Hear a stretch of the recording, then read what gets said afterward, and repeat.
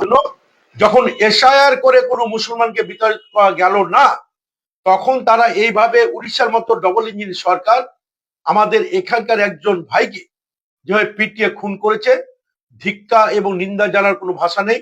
আমাদের রাজ্য নেতৃত্ব এই ব্যাপারে নজর রাখছে। রাজ্য নেতৃত্ব নির্দেশ মোতাবেক আগামী দিনে আমরা এই নিয়ে আমাদের কোনো বাঙালি, বিশেষ করে কোনো মুসলমান যাতে বিজেপির হাতে চক্রান্তের শিকার না হয়, আমরা বাংলার মানুষকে ঐক্যবদ্ধ হওয়ার আহ্বান রাখবো। তার সাথে সাথে এই বিজেপি তামাককে যে সমস্ত সংগঠনগুলো যেভাবে সম্প্রীতিকে নষ্ট করার চেষ্টা করছে, একটা অন্য সম্প্রদায়কে ভুল বার্তা দিয়ে বিভাজনের রাজনীতি মেতেছে, এই জাতে বিরত হওয়ার জন্য আসুন সকলে ঐক্যবদ্ধ ভাবে আমরা বিজেপিকে রুখে দাঁড়াই। মন্ত্রী সাহেব, এই ঘটনা প্রথম নয়। বাঙালি পরিযায়ী শ্রমিকদের উত্তরপ্রদেশ, গুজরাট, দিল্লি, যেখানে বিজেপি ডবল ইঞ্জিন সরকার, সেখানে বারবার এই ঘটনা ঘটছে।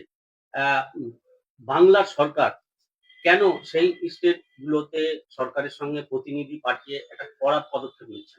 দেখুন, আমাদের আমরা আমাদের সরকারের পক্ষ থেকে কি বলে সিএস চিফ সেক্রেটারি সে রাজ্যের সচিব পর্যায়ে কথা বলেছে।